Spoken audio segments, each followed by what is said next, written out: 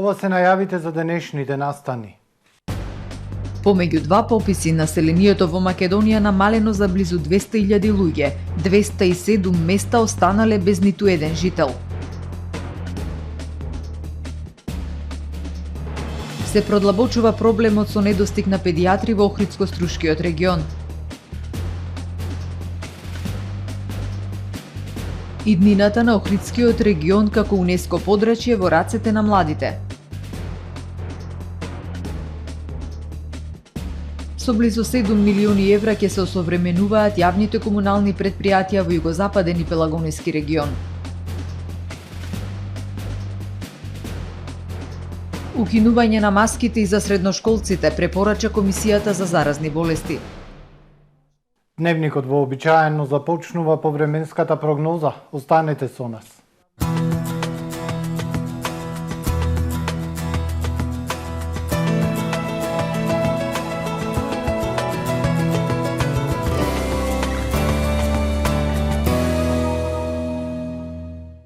Во Охрид денес умерено облачно време со повремени сончеви периоди и услови за сосем слаби локални врнежи од дожд. Максималната дневна температура 17 степени Целзиусови. Во текот на ноќта кон четврток облачно со слаби врнежи од дожд. Во четврток над најголем дел од европскиот континент облачно и нестабилно време со врнежи од дожд проследени со ветер. Локално во централните, северните и источните делови од Европа стабилно со зголемена облачност. На Балканскиот полуостров во четврток умерено облачно и нестабилно време, ќе има врнежи од дожд и ветер. Во северните и приморските делови на Балканот пообилни врнежи, максималните дневни температури од 11 до 22 степени. Во Македонија во четврток претежно облачно време со слаби врнежи од дожд, ветровито и релативно топло. Минималните температури од 4 до 11, максималните од 13 до 19 степени. Во Охрид во четврток времето претежно облачно и нестабилно со врнежи од дожд и ветровито. Минималната температура 8, дневната 16. Во петок и сабота умерено облачно и нестабилно. Врнежи од дожд, дневна температура од 16 односно 13 степени. Умерено облачно и нестабилно време со услови за слаби локални врнежи од дожд треба да очекуваме и во недела. Температурите ќе бидат во опаѓање. Минималната 2, дневната 12 степени Целзиусови во Охрид.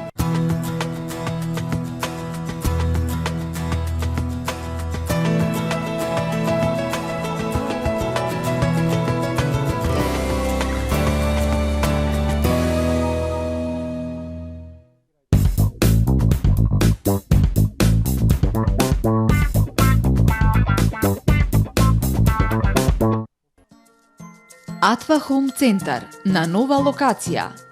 Во новиот продажен простор уште поуспешно ја остваруваме нашата мисија на едно место да обезбедиме широка понуда на производи кои ќе го подобрат и разубават вашето секојдневие. Уредете го вашиот дом, деловен простор или градина без да го оптоварите домашниот буџет. Купувајте по најпристапни цени и со постојани промотивни акции. Во нашиот салон ќе ги пронајдете најубавите и најкреативни подароци за секоја пригода. Атва Хоум Центар. Добре дојдовте во светот на Кармен Бау Центар. Во беспрекорно уреден продажен простор, купувањето во еден Бау Центар никогаш не било попријатно. Со гордост ви го представуваме нашиот шоурум Мараци со најголем избор на плочки од мараци и санитарија од светски познатите брендови Грое, Колпасан, Идеал Стандард, Рока, Унитас. На располагање ви е нашиот архитект кој ќе ви помогне во осмислување на вашиот проект. Располагаме со најбогатата палета на ламинат во државава. Одберете од 100 различни дизајни на Swiss Chrono. Покрај стандардниот избор на фасадните системи Knauf и Бекамент, ви нудиме богат избор на професионален алат на реномираните производители Bosch и Divol. Кармен Бау Центар на улица Железничка. Како да го искористам слободното време за дополнителна заработка? Каде да најдам работник при зголемен обем на работа? Хотам го има решението. Бидете дел од проектот Платформа за вработување и социјални работи. Ако си невработено лице, студент, ученик постар од 15 години или вработен со согласност од работодавачот, пријави се за дополнителна заработка со платени придонеси и евидентиран стаж. Ако поседувате угостителски објект, изберете работник за краткорочен ангажман за кого проектот ги враќа платените средства за придониси и персонален данок. Регистрирај се веднаш на hotam.mk.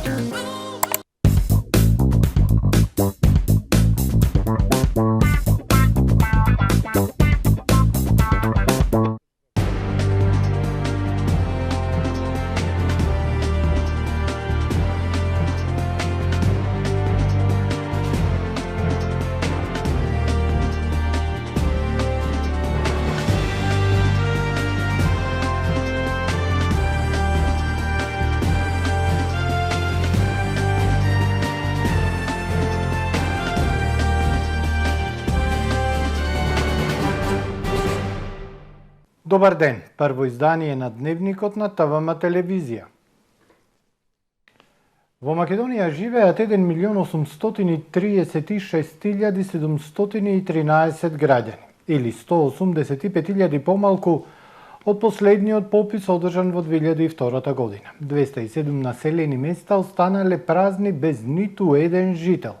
54,2% од попишаното население се македонци, а 29,5% се албанци. Ова се дел од првиот сет податоци од пописот кој што беше спроведен во септември 2021 година. Купниот број на населението во Македонија изнесува 1.086.713 граѓани, додека бројот на нерезидентно население е 260.606 лица. Со пописот кој што беше спроведен во септември 2021 година, опфатени се вкупно 2.097.319 лица, соопшти денеска директорот на Државниот завод за статистика Апостол Симовски. Од вкупно попишаното население, 54,21% се изјасниле како македонци, 29,52% како албанци, 3,98% како турци, 2,34% како роми, 1,18% како срби, 0,87% како бошњаци и 0,44% како власи. Од вкупното резидентно население во Република Северна Македонија, 58,44% од населението се изјасниле како македонци, 24,3% како албанци, 3,86% како турци, 2,53% како роми, 0,47% како власи, 1,3% како срби и 0,87% како бошњаци. Во Македонија како бугари се изјасниле околу 3500 лица. Во странство, од попишаните вкупно 260.606 лица, над 66% се изјасниле како албанци, додека процентот на македонците во диаспората е околу 24% од попишаните. Не се попишани на терен вкупно 132.260 лица, за кои податоците се преземени од административни извори и за нив не е заведена етничката припадност. Според бројот на жители, најмала е општината Зрновци со 2086 жители, а најголема е општина Куманово со 98.104 жители. Густината на населеност изнесува 72,2 лица на километар квадратен. Просечната возраст на населението изнесува 40,08 години. Бројот на мажи на 1000 жени е намален и изнесува 984,3 и споредбено со претходните пописи немаме мискулитет. Забележени се 207 празни населени места. На ниво на целата држава, во споредба со податоците од пописот 2002, вкупното население е намалено за 185.834 лица. Од вкупно попишаните, 46% се изјасниле како православни, 32% како муслимани, 0,37% како католици. Со пописот од Државниот завод за статистика соопштија дека се појавиле и други религиски заедници кои ги немало во претходните пописи, како евангелско-протестантски христијани, агностици, будисти и други. Бројот на домаќинства е зголемен за 34.336 или за 6%, а бројот на станови е зголемен за 141.031 стан или за 20%. На презентирањето на првиот сет од статистичките податоци од пописот во салата на Македонската филхармонија пред представници на државни институции, на Евростат, на дипломатскиот кор, заводите за статистика од Грција, Словенија, Хрватска, Чешка и други, пред присутните директорот на Заводот за статистика кажа дека пописот е спроведен успешно, професионално по сите стандарди. Последниот попис во Македонија се одржа пред 20 години во 2002 година, според кој било утврдено дека во земјава живеат 2.022.547 лица. Намалениот број на населението во земјата помеѓу двата пописи, според експертите, е резултат на големата смртност и иселувањето. Се продлабочува проблемот со недостиг на педиатри во Охридско-Струшкиот регион. Детското оделение во Охрид речиси половина година работи само како амбуланта, а децата се лекуваат во Струга. Лекарите се загрижени во пресрет на предстојната туристичка сезона, кога проблемот дополнително ќе ескалира. Бараат Министерството за здравство да изнајде соодветно решение. Педиатрите од Охридско-Струшкиот регион загрижени. Во недостиг на специјалисти, речиси половина година децата од Охрид се лекуваат на детското оделение во Струга. Во пресрет на престојната туристичка сезона, дополнително ќе се зголеми обемот на работа. Бараат Министерството за здравство итно да изнајде соодветно решение. Наплив имаме не само од Охрид, него имаме и од Ресен, имаме и од Дебар. Вие денеска 100 деца да ги гоцкате, не се издржуваат. Напорно е, многу е напорно. На детското оделение во Струга има 6 лекари педиатри, а во Охрид останаа само двајца, поради што детското оделение работи само како амбуланта. Тука е погрешно водена политика. Уназад барем 15 на години, тргнувајќи од тоа, нашата специализација е 5 години минимум. Мислам, 5 години не минимум, толку е. И неводена политика да видиме кој кога ќе оди во пензија, за да се формираат, да речем, на некој начин нови кадри. Двојно е зголемен бројот на пациенти на детското оделение во Струга. Дневно има по 120 прегледи. Најкритично е во викенди, за празници и ноќна смена. За долгорочно решавање на проблемот со недостигот на специјалисти, потребна е квалитетна кадровска стратегија. Иднината на УНЕСКО статусот е во рацете на младите охриѓани. Тие се иден коректор на штетните политики кон заштитеното културно и природно наследство. Стегнуваат свесност и менаџерски дух како да се справат со проблемите во иднина. Охридските средношколци стануваат свесни за ризик факторите кои го загрозуваат регионот под заштита на УНЕСКО. Младите зедо активно учество на завршниот проект поддршка на иницијативи предводени од млади за заштита и оддржлив развој на светското наследство на УНЕСКО Охридско езеро. 6-месечниот проект го реализира Центарот за ресурси во животна средина со поддршка на Националната комисија за УНЕСКО при Министерството за култура. Целта на проектот е подобрување на свеста и знаењето на средношколците да ги детектираат, прифатат и заштитат природните и културните добра на Охридскиот регион.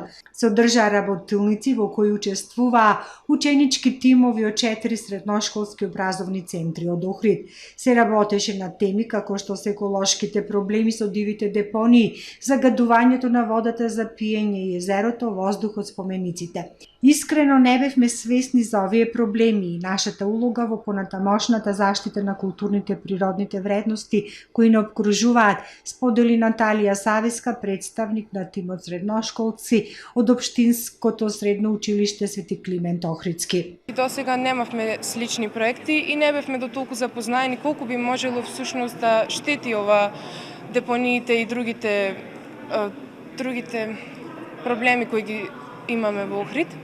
Но сепак како граѓани, како ученици сепак пред се, малолетни бидејќи сме, немаме многу права, но би се потрудиле свесно да одиграме улога со што можеме да се упатиме кон јавните предпријатија кои се задолжени за сите овие проблеми и да поттикнеме некоја иницијатива за создавање на нови проекти со кои ќе се спречат овие проблеми.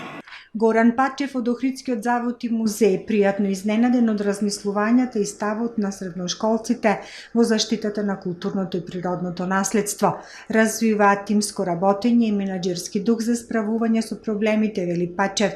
Тој укажува на потребата да се вгради свесноста за заштита на вредностите на Охридскиот регион во образовниот систем. Принципите на одржлив развој, односно интегрираната заштита, треба да навлезе во секоја пора од општествениот живот. Една од тие карики се младите, образовниот систем и од најмлади треба да развиваат свест за заштита, а понатака и да се соочуваат со проблеми и предизвици во нивниот живот, во нивната понатамошна работа. Неконтролираната урбанизација, експлоатација на природни ресурси, недоволно систематското управување со заштитеното подрачје на Охридскиот регион и езеро го загрозуваат статусот на локалитети под заштита на УНЕСКО. Центарот за ресурси во животната средина ја посочува младината како иден двигател на одржливиот развој, заштитата и унапредувањето на природните и културните вредности на заштитениот статус под УНЕСКО на Охридскиот регион. Во проектот беа вклучени средните училишта Свети Климент Охридски, Свети Наум Охридски, Ванчо Питошевски и Свети Кирил и Методи.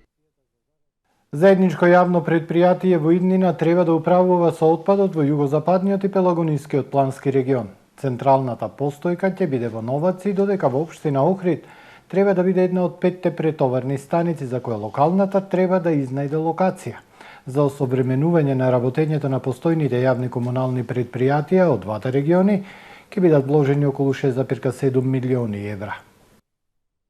Во организација на Министерството за животна средина и просторно планирање во Битола се одржа заедничка средба со представници на 18 општини кои припаѓаат на двата региони, на југозападниот и пелагонискиот регион, со цел да договорат динамиката и постапките кои треба да бидат преземени од страна на градските совети за формирање на заедничко јавно предпријатие кој во иднина треба да управува со отпадот во југозападниот и пелагонискиот регион.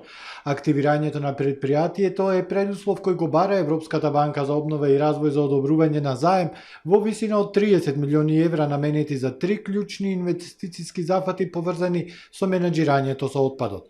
За изградба и опремување на така наречена прва келија од централната постројка подигната во близина на Новаци ќе бидат наменети 9,5 милиони евра.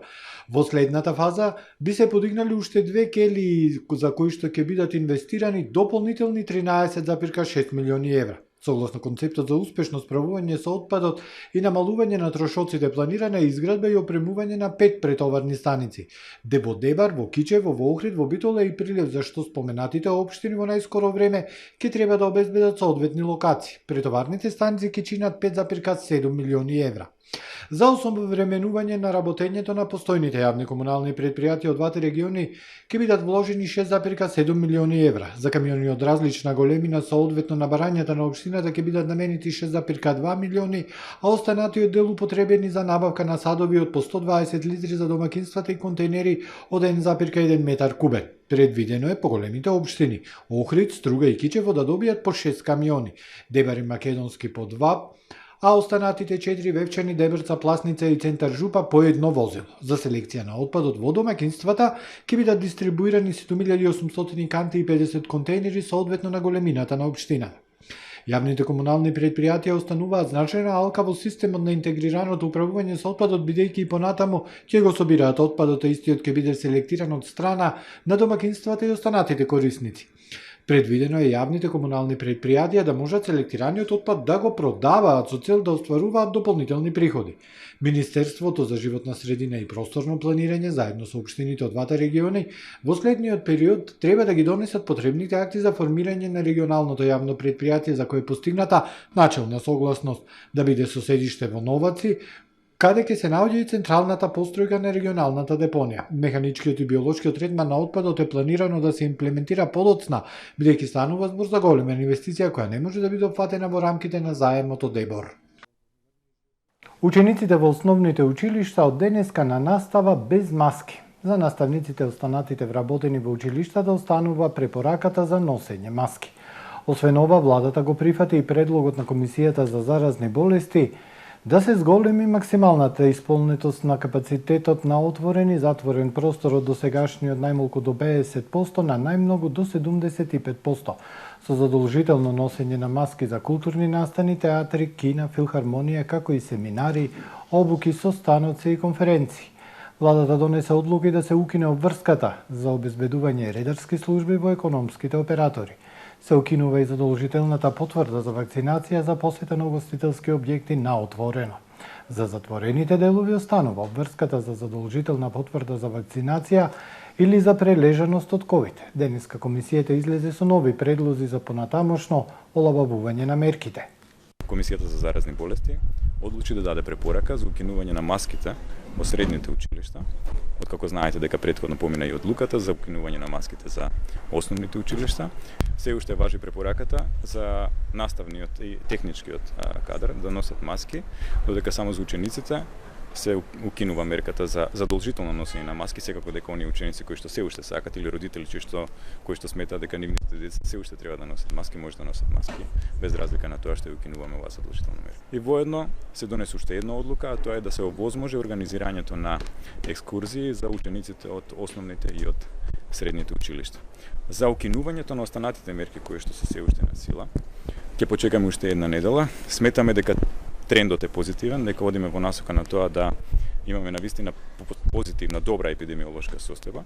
Се намалува трансмисијата на вирусот и како резултат на тоа наредната недела се уште ќе разгледуваме дел од актуелните мерки и ќе видиме кои може да бидат укинати. За влезот во државата е една од мерките кои што неколку пати е дискутирано во текот на изминатите состаноци. Претпоставувам дека на некој од наредните состаноци, може и на наредниот состанок истото да биде ставено на дневен ред. Во недела градскиот ракометен клуб Охрид е домаќин на завршниот турнир во кадетска конкуренција. Покрај домаќинот, учесници на Final Four се екипите на Бутел, Алкалоид и Пролет. Првиот дуел помеѓу Охрид и Бутел е закажан за 11 часот. 2 часа подоцна ќе се сретнат кадетите на Алкалоид и Пролет. Победниците од овие два надпревари ќе се борат за шампионскиот пехар во 20 часот, а 2,5 часа пред тоа ќе се игра за третото место. Надпреварите ќе се играат во салата Билјанини извори, влезот е слободен за сите надпревари.